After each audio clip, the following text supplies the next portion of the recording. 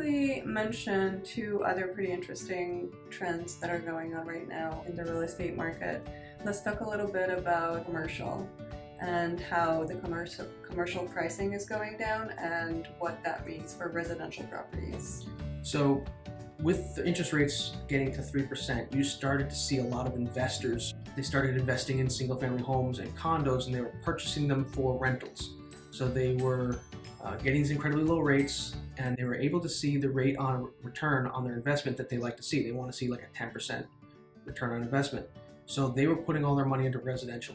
They were buying condos, single-family homes, and turning them into rentals. With the interest rates going up, the rate on return is not there for them, and a lot of them are an adjustable rate. So they're not locked in on a 3% 30-year fix. They're in an adjustable rate. So they went from a 3% rate, now they're at 6.5%, 7%. So they need to get out of that. Well, they're not purchasing those properties now. So what they're starting to do is they're starting to buy commercial. You're seeing a buildup of commercial property in a lot of areas. Not industrial commercial, but like office space, retail, because a lot of offices have gone work from home. Or partly remote. Partly remote, so they don't need as big an office, so they're either closing off sections of the office or shutting down the office completely and moving into a smaller space. So you're seeing this buildup of inventory.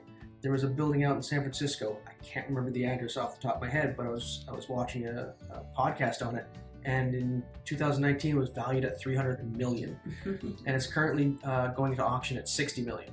So it could go as low as 30. It won't, but it's probably going to sell somewhere between 60 and 100 million. So that you're looking at a property that you're buying at a massive reduction in value.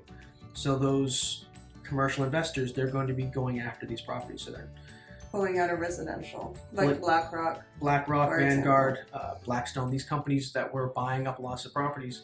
They might hold on to the properties they have for a little while, but they're no longer investing in residential. They're starting to invest in commercial because that's where the return on investment is. Yeah, and what that means is that since they're pulling out of residential and moving into commercial, there are more residential properties left for the rest of us. So yeah. It also makes it a little bit easier to buy. Yeah, if you look down in Florida, they were buying a huge amount of condos down in Florida.